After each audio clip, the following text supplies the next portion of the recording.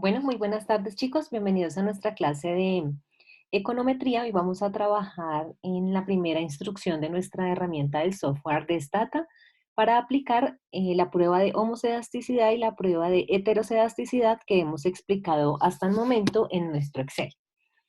¿Cuál es el objetivo? Que hagamos paso a paso, identifiquemos nuestras pruebas y posterior a ello, pues podamos de una u otra forma elaborar nuestro informe con la información obtenida. Entonces, ustedes tienen proyectado ahí su Stata en la pantalla de que nosotros llamamos visor y al tiempo vamos a tener una opción que nos dice editor de datos.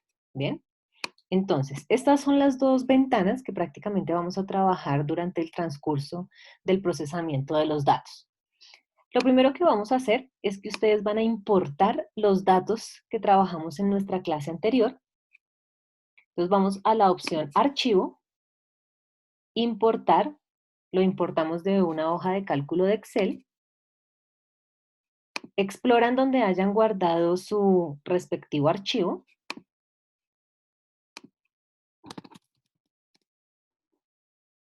Lo seleccionan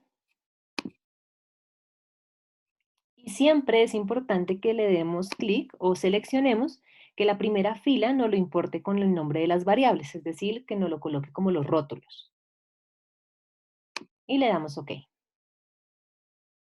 Luego verificamos nuevamente en el Data Editor o en el editor de datos y ahí debemos tener nuestros datos importados, la tasa de desempleo, la población y el PIB.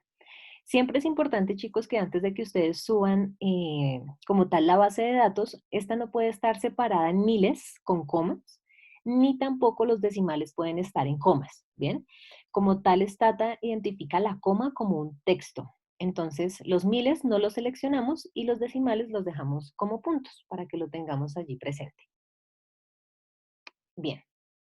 Cuando ya hemos trabajado nuestros datos, lo primero que nosotros nos vamos a acostumbrar a hacer en estos software son los gráficos, ya que ellos nos van a ayudar a identificar o mirar el comportamiento que tienen las variables y los datos con los cuales estamos trabajando. Para ello, vamos a la función gráficos, escogemos gráficos de doble entrada, donde están los de dispersión y los básicos, y allí vamos a darle crear un nuevo gráfico. Entonces, seleccionamos dispersión, seleccionamos la variable dependiente, recordemos que nuestra variable dependiente es la tasa de desempleo, y siempre que trabajamos los gráficos de dispersión, pues solamente podemos identificar una variable dependiente y una variable independiente. Seleccionamos nuestra variable independiente, que en este caso voy a seleccionar un ejemplo, la población. Le digo que me ordene por la variable X, damos aceptar y OK. Damos una espera mientras genera el procesamiento. Entonces, allí tenemos el gráfico que me está relacionando a la población respecto a la tasa de desempleo. La idea de un gráfico de dispersión, chicos, es que nosotros podamos ver una tendencia de un comportamiento decreciente, de un comportamiento creciente. Aquí lo que podemos observar es que los datos no nos están generando una mayor interpretación porque están generando una agrupación lineal, ¿sí? Es como si no estuviéramos teniendo en cuenta los datos de la población. Por lo tanto, esto nos lleva a interpretar que esos datos de la población son muy distintos a los datos que estamos trabajando en la tasa de desempleo. Entonces, ¿cuál es la idea? Que nosotros podamos trabajar esa población en variaciones, o sea, que los datos los trabajemos a nivel porcentual, o que los datos los trabajemos, por ejemplo, con un logaritmo, ¿ven? Entonces, lo primero que vamos a hacer es transformar nuestras variables. ¿Cómo las vamos a transformar? Pues la población la vamos a trabajar en logaritmos y el PIB, pues veamos primero el gráfico de qué está sucediendo con el PIB. Entonces vamos nuevamente a gráficos, gráficos de doble entrada. Siempre es importante que si yo ya tengo creado un gráfico, lo tengo que desactivar o deshabilitar, ¿sí? Para que no me vaya a tomar la información del gráfico anterior. Desactivamos el gráfico que acabamos de hacer y ahora vamos a crear uno nuevo, el cual también va a ser de dispersión. La variable dependiente va a seguir siendo la tasa de desempleo Y ahora la variable independiente va a ser el PIB. Le decimos que ordene tanto la variable de X y aceptar. OK o enviar. Entonces, fíjense un segundo con respecto al desempleo y al PIB. Si bien podemos encontrar un poco más de información dispersa, siguen prácticamente todos los datos cercanos a la tasa de desempleo, pero no muestran información respecto al PIB. Lo que nos llevaría a pensar que podríamos utilizar la variación del PIB o podríamos también utilizarlos en términos de logaritmos. Entonces, lo que vamos a hacer es transformar nuestros datos y para eso nosotros denominamos generar una variable, crear una nueva variable. En Stata, en la parte inferior, nosotros podemos generar los comandos, que es las instrucciones que le vamos a ir dando al software para que él vaya generando. El comando gen significa generate, ¿sí? Significa que vamos a generar o a crear una nueva variable. Damos gen espacio y vamos a colocar el nombre como usted quiere encontrar la variable. Entonces yo le voy a colocar ln de logaritmo natural de la población. ¿Listo? Igual, espacio, perdón. Entonces, comando gen espacio nombre de la variable. Escribimos el comando de qué es lo que nosotros queremos, es decir, igual. Y lo que yo quiero es que se genere el logaritmo natural de la variable población. Entonces puedo ir a mi costado derecho y darle doble clic a la variable que quiero incorporar. Y cerramos paréntesis. Entonces ahí ya le podemos dar Enter. Y lo que hago es verificar en mi editor de datos que ya se haya generado la variable logaritmo de la población. Entonces ahí ya se generó una nueva columna y me calculó el logaritmo natural de la variable población. Bien, continuamos. Lo mismo, como la idea es que también voy a generar el logaritmo natural del PIB, pues volvemos y generamos una nueva variable. Entonces damos comando gen, espacio, que la nueva variable se llame logaritmo natural del PIB, espacio, igual, entonces que me haga el logaritmo natural, paréntesis, selecciono mi variable PIB, entonces doble clic a mi variable PIB, cierro paréntesis y Enter. Y vamos y verificamos en nuestro editor de datos. Entonces allí ya me generó la variable logaritmo natural del PIB. Bien.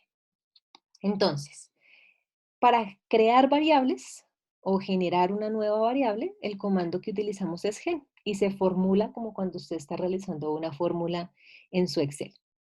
¿Qué sigue? Vamos a generar ahora nuestras gráficas para ver si el comportamiento ya cambió. Entonces vamos a gráficos, gráficos de doble entrada.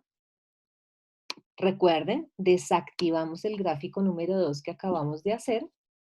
Vamos a crear uno nuevo, también de dispersión, donde la variable dependiente sigue siendo la tasa de desempleo y la variable independiente, pues ahora va a ser, por ejemplo, el logaritmo natural de la población. Que me ordene por la variable X y aceptar. Y OK. Entonces, fíjense, ya aquí es diferente nuestro diagrama de dispersión. Ya podemos decir que hay una tendencia prácticamente positiva, ¿sí? Que a medida que la población, que el logaritmo como tal, ¿no? De la población crece, también puede aumentar la tasa de desempleo. O a medida que en algunos puntos del logaritmo de la población, pues la tasa de desempleo se encuentra entre 0 y 10. Entonces ya nos da un panorama mucho más coherente de lo que nosotros quisiéramos trabajar con esos datos. Y a lo mismo, entonces podemos hacer un gráfico en donde podamos vincular tanto la población como el PIB. Eso lo llamamos un gráfico de dispersión matricial. Entonces vamos a gráficos de dispersión matricial y seleccionamos las variables que queremos incluir. Entonces quiero que me incluya la tasa de desempleo, quiero que me incluya el logaritmo de la población y quiero que me incluya el logaritmo del PIB. y le damos OK.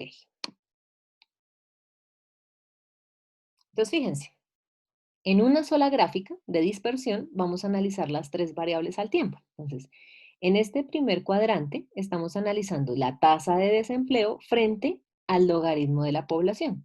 Entonces, fíjense que era lo que estábamos hablando. Hay una tendencia positiva, ¿listo?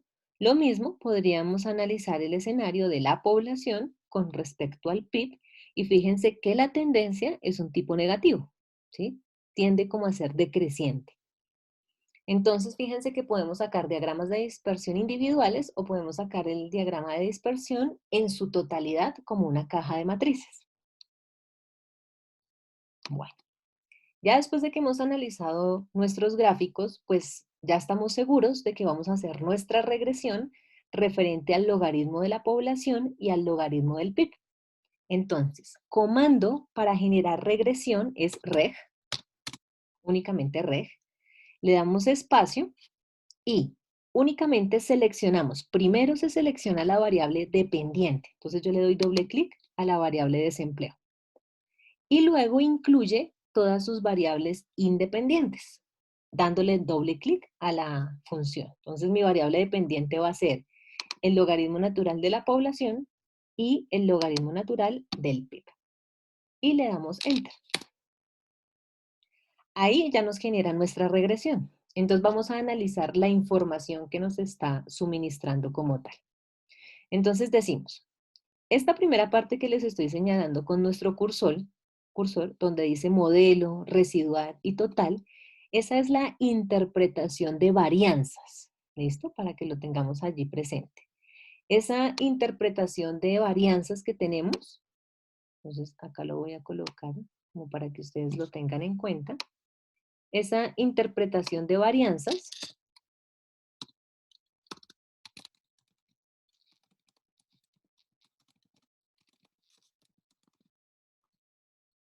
en el momento de nuestras pruebas de los supuestos estadísticos, pues no las estamos utilizando, de nuestros supuestos econométricos. Entonces, para que lo tengan en cuenta, toda esta parte es interpretación de la varianza. Luego tenemos el R cuadrado y el R cuadrado ajustado. Siempre es muy importante que cuando ustedes están mirando, acá tenemos un R cuadrado, y nos está diciendo que ese R cuadrado prácticamente es del 24%. Entonces yo he escuchado a muchos de ustedes cuando dicen, no, si ese R cuadrado es tan bajito, entonces mi modelo no sirve. Ojo chicos que el R cuadrado es todas las variables independientes que expliquen la variable dependiente. Y nosotros prácticamente lo que estamos haciendo con nuestros supuestos es analizar las variables de manera independiente. Por lo tanto, yo no me puedo guiar por ese R cuadrado desde el principio, ¿listo? Porque a mí me puede interesar es identificar el comportamiento de las variables cada una y no en su totalidad. Entonces, por el momento, pues sí, es un R cuadrado muy bajito, pero no es nuestro interés fijarnos en estos momentos en nuestro R cuadrado. Luego, tenemos aquí la varianza. Ese 4,68 es lo que nosotros denominamos la desviación estándar, ¿sí? Entonces prácticamente es cuando nosotros decimos ese es el error del modelo, que sería el 4,68. Bien, seguimos. Luego hablamos de nuestros coeficientes, entonces tenemos el coeficiente del logaritmo de la población, el del logaritmo del PIB y adicional el de la constante. Y tenemos las pruebas TED de Stube. Este P que tenemos mayor con respecto al valor absoluto de T se denomina el p-value. ¿Sí? Entonces, esto es lo que nosotros denominamos p-value.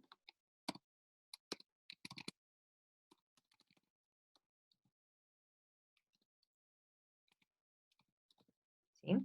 Ese p-value es lo que nosotros decimos, o lo que va a significar, permítanme lo coloco por acá arriba. Ese p-value es lo que me dice la probabilidad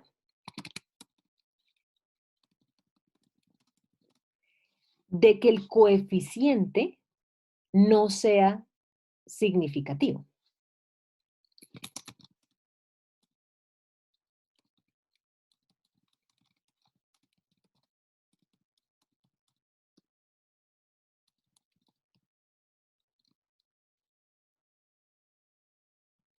Entonces, prácticamente lo que nosotros estaríamos argumentando en ese p-value es qué ocurre con esos porcentajes. Entonces, nosotros podemos mirar el t, que es lo que ustedes miran al 95% de confianza, al 99 o al 98 o al 90, que a veces también ustedes lo revisan.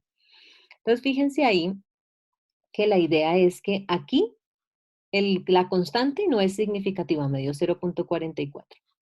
El logaritmo natural del PIB es no significativo, ¿sí? Porque aceptamos la hipótesis nula. Y solo estaría siendo significativo el coeficiente del logaritmo de la población, ¿bien? Que me está indicando que nos daría 2,47. Entonces, en sí, lo que me está diciendo es qué ocurre con esos p-value frente a la información que está sucediendo con el t estadístico. ¿Bien? Entonces, aquí estamos hablando de un 66% de que no sea significativo, ¿sí? Un 29% que no sea significativo y un 2% que no sea significativo, ¿sí? Entonces, nuevamente, ¿qué es el p-value? La probabilidad de que el coeficiente no sea significativo, ¿bien? Es otra forma de interpretarlo. Entonces, hasta ahí, esa es la interpretación solita de la regresión. ¿Bien? Entonces, ahora vamos a validar nuestras respectivas pruebas. ¿Bien? Entonces, empezamos con la prueba de multicolinealidad. La primera prueba de multicolinealidad, recuerden que nosotros tenemos 3 reglas. La primera regla es la cuando nosotros mencionamos que el R cuadrado es alto y los T estadísticos son bajitos. ¿Sí? Entonces, o los coeficientes no son significativos. ¿Qué implica? Nuestro R cuadrado es del 24%, por lo tanto el R cuadrado no es alto. ¿Listo? Entonces ya la primera regla no cumple, ¿sí? Entonces estaríamos diciendo que al tener un R cuadrado del 24% y al tener unos T estadísticos, por lo menos solo uno significativo y 2 de ellos no, pues estaríamos diciendo que no se cumple la primera regla. Partiríamos que en esa primera no hay multicolinealidad. Segunda regla, entonces vamos a mirar qué ocurre con la correlación, ¿sí? El comando que nosotros trabajamos de correlación, permítame un segundito, quitamos acá el texto, listo. El comando que nosotros trabajamos para correlación es cor, con doble R, espacio. Entonces lo que yo le estoy diciendo al software es haga la correlación de las siguientes variables. Entonces incluyo, doble clic, la variable del logaritmo de la población y también incluyo, doble clic, la variable del logaritmo natural del PIB. Entonces, para la segunda regla de multicolinealidad, lo que estoy haciendo es la correlación entre las variables independientes. Y enter. Entonces, ¿cómo leemos la correlación? Me está diciendo, la correlación entre la población y entre la población pues da 1, ¿sí? Es el mismo dato. La correlación entre el logaritmo natural del PIB y el logaritmo natural del PIB pues da 1, son los mismos datos. La correlación entre el logaritmo natural del PIB y el logaritmo de la población me dio menos 0,15. ¿Qué podríamos interpretar en este escenario? Pues que no tienen correlación. Recordemos que alta correlación es que sea cercano a 1, ¿sí? Y me está dando negativo. Entonces, prácticamente nosotros estaríamos diciendo que no hay alta correlación. Entonces, incluyámoslo.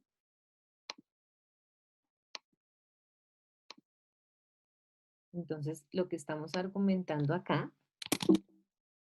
segunda regla,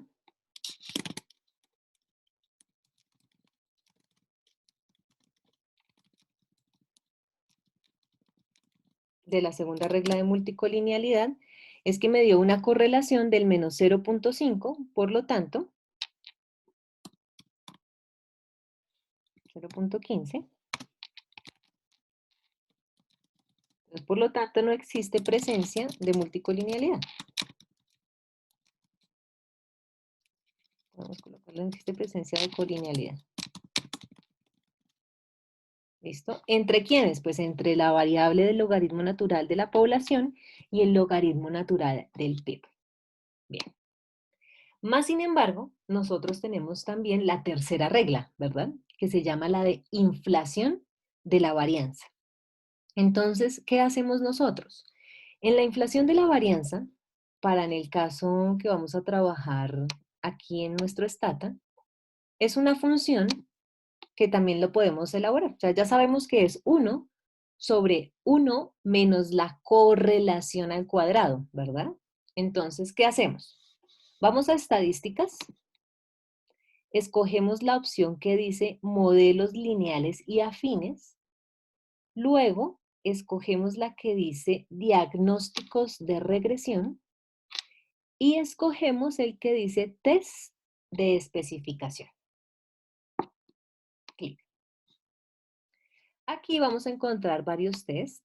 Entonces vamos a escoger el que dice factor de inflación de varianza para las variables independientes. ¿Listo? Entonces le damos OK.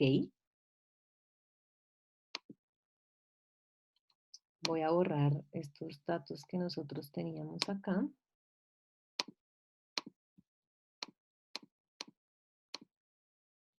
Perfecto. Entonces, inflación de la varianza. ¿Qué vamos a analizar aquí?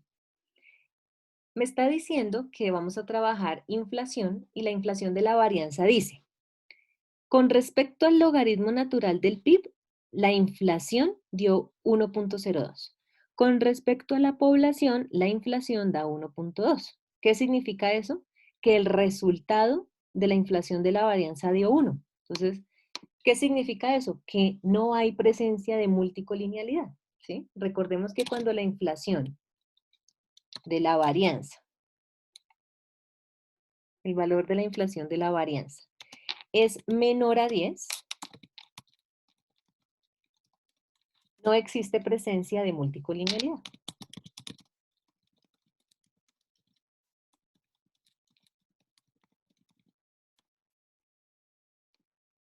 Bien. Si lo que nosotros quisiéramos hacerlo es manualmente y no utilizando la prueba de la inflación de la varianza, nos tiene que dar lo mismo, chicos. ¿Cómo lo hacemos? Entonces, está la opción de que hagamos la regresión, ¿sí? Entre las dos variables independientes. Entonces, ya sabemos que el comando es reg y selecciono variable dependiente, por ejemplo, el logaritmo de la población, y variable independiente, el logaritmo del PIB, y le doy Enter.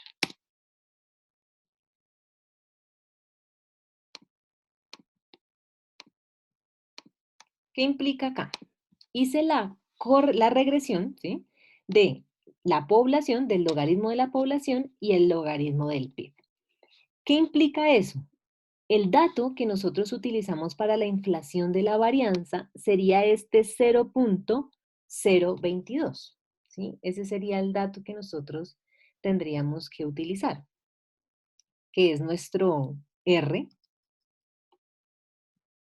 al cuadrado de la regresión entre los dos, ¿sí? Entonces, por lo tanto, lo que ustedes hacen, pueden tomar en sus calculadoras. En el Stata no podemos hacer cálculos como lo hacemos en nuestro Excel, ¿sí? Pero perfectamente usted puede decir, toma su calculadora en mano y dice que usted tiene 1 menos el R cuadrado de la correlación de los dos. Entonces, como hice una regresión entre los dos, sí puedo tomar el R al cuadrado y eso me daría 0.0226. Entonces, lo que estoy haciendo es 1 menos 0.0226 y ese resultado yo lo tomo como 1 dividido lo anterior. Y ahí nos da el 1.02. El mismo que les dio si hubieran generado la prueba directamente en el STAT. Entonces, ¿qué fue lo que hicimos acá con esta información? Entonces, el valor de la inflación de la varianza, lo que hicimos fue tomar 1 dividido, entre paréntesis, 1 menos 0.0226. ¿Sí? Pero importante, ¿por qué pude tomar ese R al cuadrado? Que algunos me preguntaban en los talleres anteriores. Porque aquí estoy haciendo es la regresión entre las dos variables independientes, ¿sí? Este 0.0 226 es el R cuadrado, ¿sí?, de la regresión entre las dos variables independientes.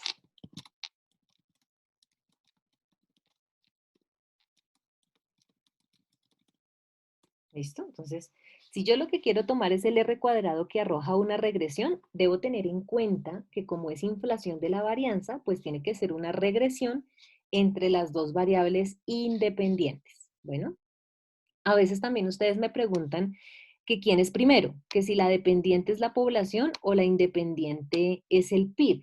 Da exactamente lo mismo. Si quieren, miremoslo.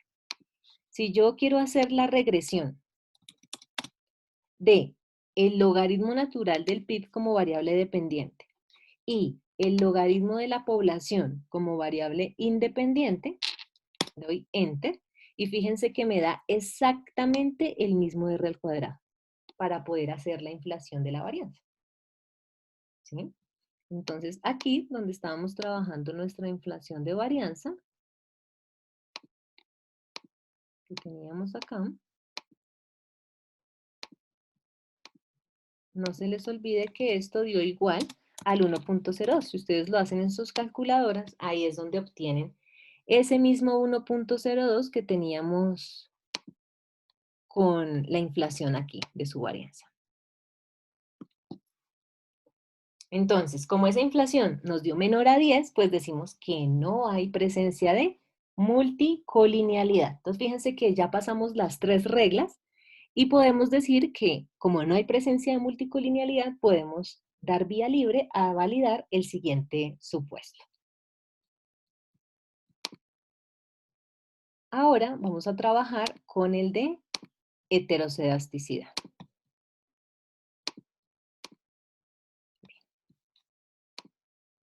Entonces, para mirar la heterocedasticidad, primero vamos a hacer la prueba Yeser, que fue la que ya explicamos en nuestro Excel, y la idea es que vamos a replicar los pasos aquí en nuestro Stata. Entonces, para hacer la prueba Yeser, yo primero tengo que hacer el estimado, ¿sí? Recuerden que mi variable dependiente es el desempleo, entonces necesito hacer el desempleo estimado, ¿bien? Mi ecuación.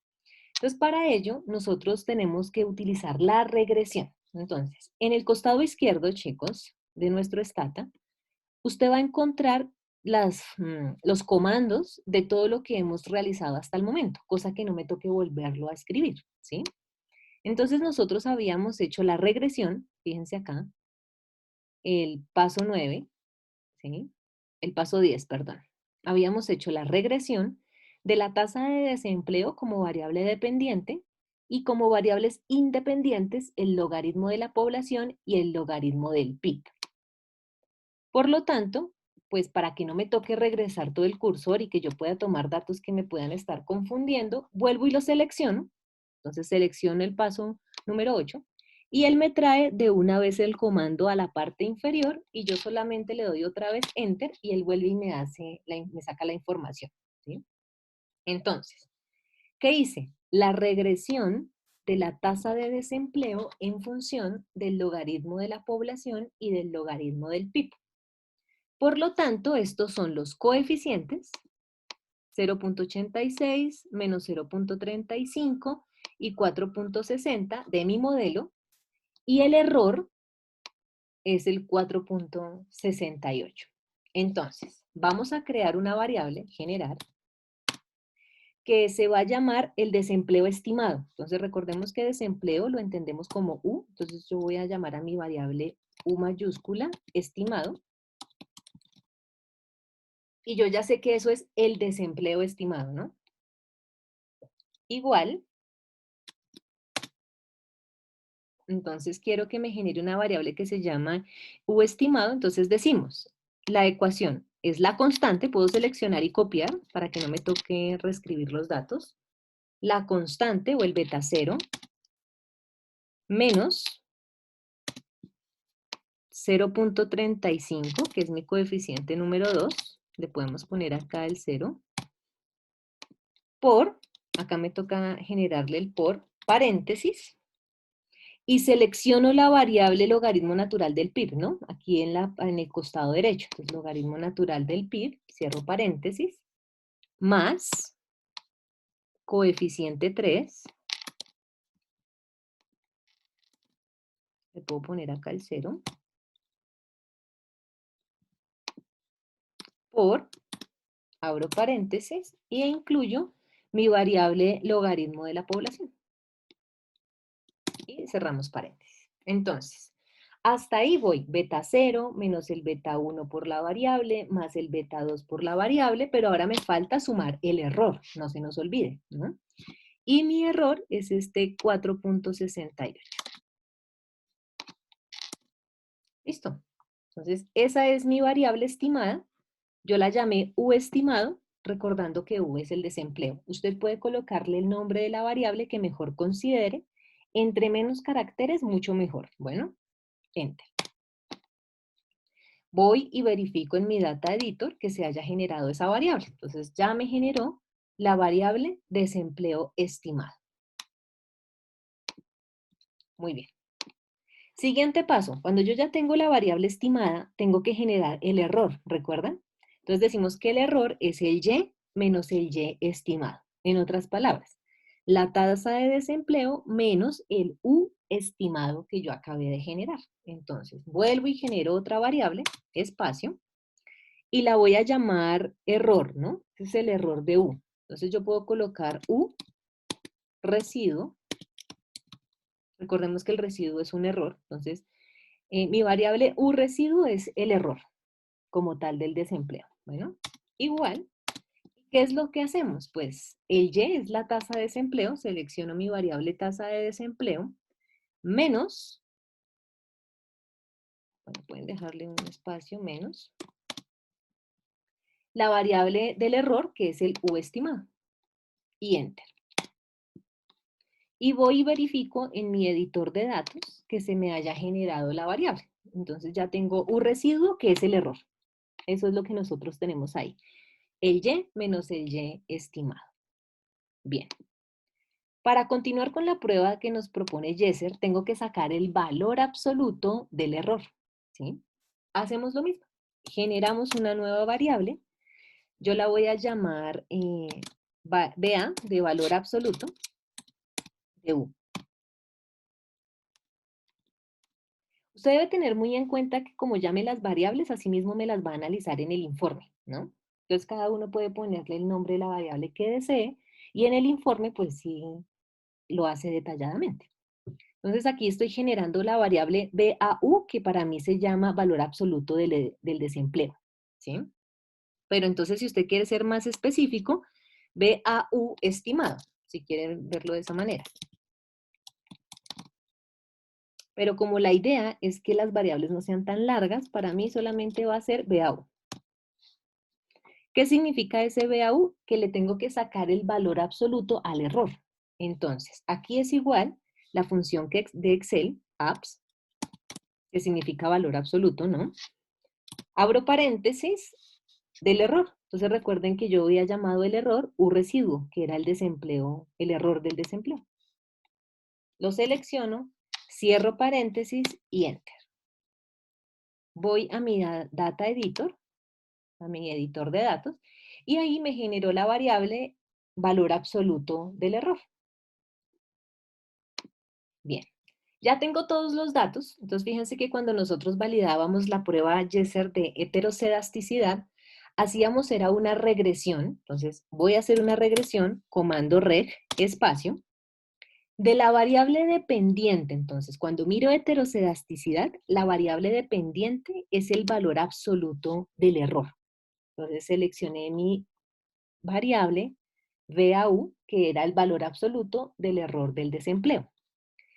Y lo revisamos frente a las variables independientes. ¿Quiénes son mis variables independientes? Pues el logaritmo de la población y el logaritmo del PIB. Y Enter. Y me quedó la regresión entre el error, entonces fíjense, la regresión, donde la variable dependiente es el error y las variables independientes son los logaritmos. ¿Qué debo analizar aquí en esta prueba? ¿Sí? Entonces, aquí lo que me interesa cuando vamos a analizar es que los betas no sean significativos, ¿sí? Recordemos esa parte. Entonces, aquí lo que yo voy a identificar es un p-value, ¿sí? Un p-value, en donde, ojo, el p-value en la prueba de heterocedasticidad yo busco que sea lo más cercano a 1. Entonces, fíjense, este 0.97 me está diciendo que hay un 97% que esto no sea significativo. Y efectivamente se cumple. El 0.04 es no significativo, se acepta en la hipótesis nula. Luego, p-value del 0.75 me está diciendo que hay un 75% de que el coeficiente del logaritmo del PIB sea no significativo. Vamos bien. Y el tercero me dice que tengo un 24% de que el T no sea significativo, ¿sí? Entonces, ahí lo que me está diciendo ese 24% es pilas, porque puede ser significativo, ¿no? Entonces, yo vengo y miro y digo 1.2, pero como yo sé que me ubico en el 95% de confianza, no alcanza a ser significativo el T. Me da 1.20, se sigue aceptando en la hipótesis nula. Por lo tanto, los tres coeficientes son no significativos. ¿Listo? Y los p-value pues me ayudaban a mirar eso. Tengo un 97%, un 75% y un 24%. ¿Qué sería lo preocupante? Que el p-value nos hubiese dado en este orden de ideas cercano a 1. Cuando estoy mirando la prueba de heterocedasticidad y el p-value me llega a dar, perdón, cercano a 0, me está diciendo que pueden ser totalmente significativos. ¿Bien? Entonces, como acá fueron cercanos a 1, y más sin embargo validé el tercero, pues yo estoy diciendo que, en otras palabras, no hay presencia de heterocedasticidad.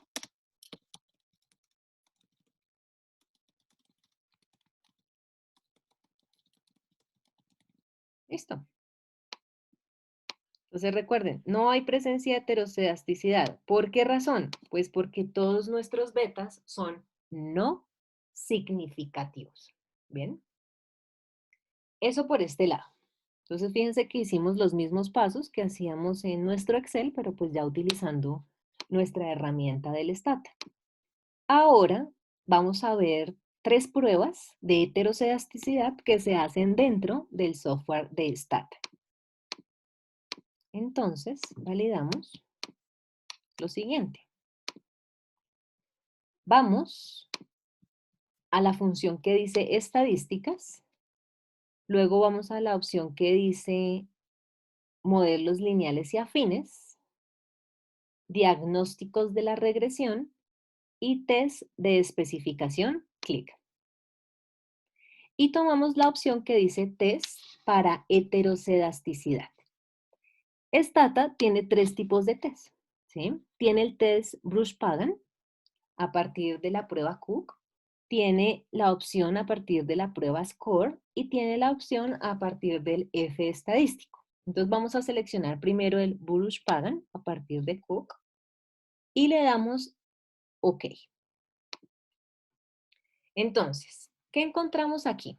La prueba Bruce-Pagan, esta que tenemos aquí, nuestra prueba Bruce-Pagan, es una prueba que nos ayuda a identificar cuando la hipótesis nula me está diciendo que la varianza es constante. En otras palabras, me está ayudando a identificar si el modelo es homocedástico. ¿Bien?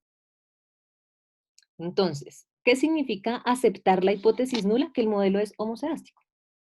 Entonces los voy a colocar acá, sin embargo. Entonces, ¿qué me está diciendo esta prueba? Entonces, al aceptar la hipótesis nula, se determina que el modelo es homocedástico. ¿Listo? Y la prueba, Bruce-Pagan, se mira con las tablas. Ya no, recuerden que en nuestras tablas ustedes han trabajado T-de-Student, la de distribución normal y la prueba F de Fisher.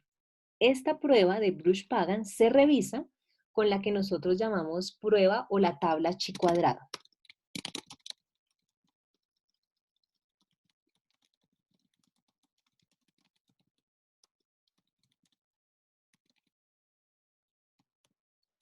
con la chi cuadrado, ¿sí? Entonces, especificaciones que yo debo tener cuando ustedes van y miran su tabla chi cuadrado. Recuerden que tenemos un número de observaciones. Tenemos 30 observaciones realmente, ¿sí? Prácticamente cuando nosotros vemos la prueba, dependiendo al número de observaciones, hay unas escalas de tendencia. ¿Cuáles son unas escalas de tendencia o cuál es el punto crítico por lo general que nosotros encontramos en la chi cuadrado? Que no sea superior a 10.8, ¿sí? Entonces, ¿qué significa 10.8? El máximo, ¿sí?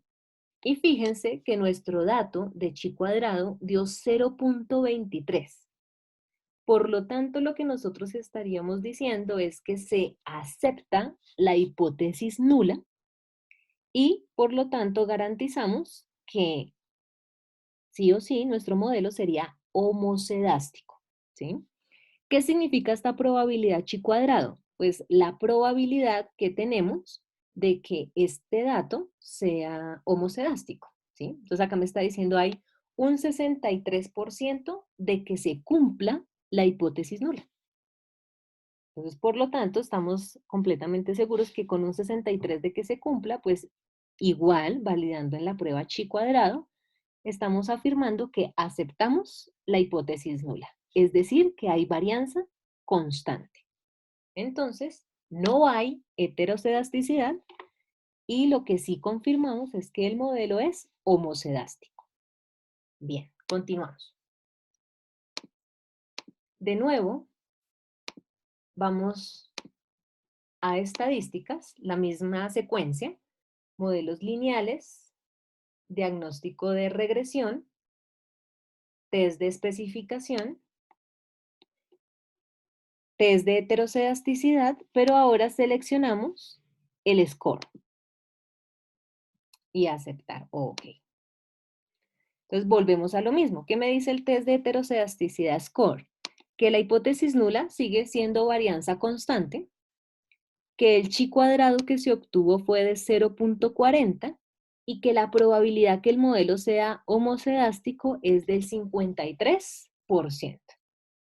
Entonces, seguimos afirmando con una tercera prueba. La primera fue la Jesser, la segunda fue la Bruch-Pagan y la tercera es respecto al score, pues nos sigue determinando que el modelo es homocedástico, con una probabilidad del 53%. Y la tercera prueba, volvemos a la misma secuencia, estadísticas, modelos lineales, diagnósticos de regresión y test de especificación, y seleccionamos la prueba F estadístico de heterocedasticidad. Entonces le damos OK y la prueba F estadístico lo que nos está diciendo es que trabajamos una probabilidad del 55%, igual donde la hipótesis nula es de constante varianza constante. ¿Listo? Entonces, las tres pruebas o los tres test que nos está dando el Stata de heterocedasticidad nos confirman, uno al 63%, al 53% y al 55% que el modelo es homocedástico. Y adicional, usted hizo la prueba Jesser y también lo confirmó. Esto es, chicos, la aplicabilidad de nuestro Stata para garantizar la multicolinealidad y la heterocedasticidad con las pruebas que hemos repasado hasta el momento. Hay algo muy importante. En la parte izquierda está desde el comando número 1 hasta el comando número 20, que fue lo que desarrollamos. Realmente uno lo que hace siempre es guardar los comandos que utiliza por si los necesita en otro modelo. Para eso se utiliza el editor de archivos.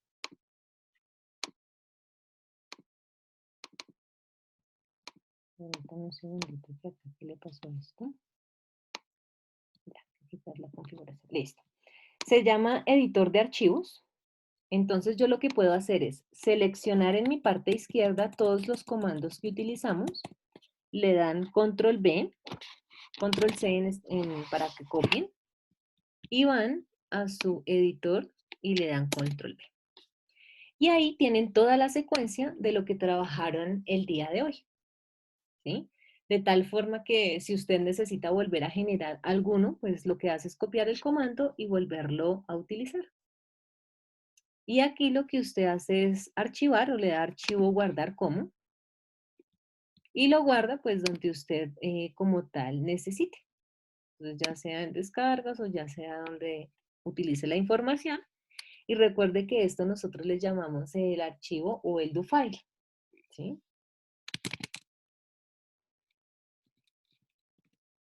Y utilizamos ese do file como para que ustedes tengan en cuenta pues los comandos que utilizaron en este modelo. Entonces le dan guardar y con eso ustedes guardaron todos sus comandos. Ustedes lo que ya, si tienen la base de datos subida, pues lo que hacen es copiar esos comandos y Stata vuelve y les corre toda la información.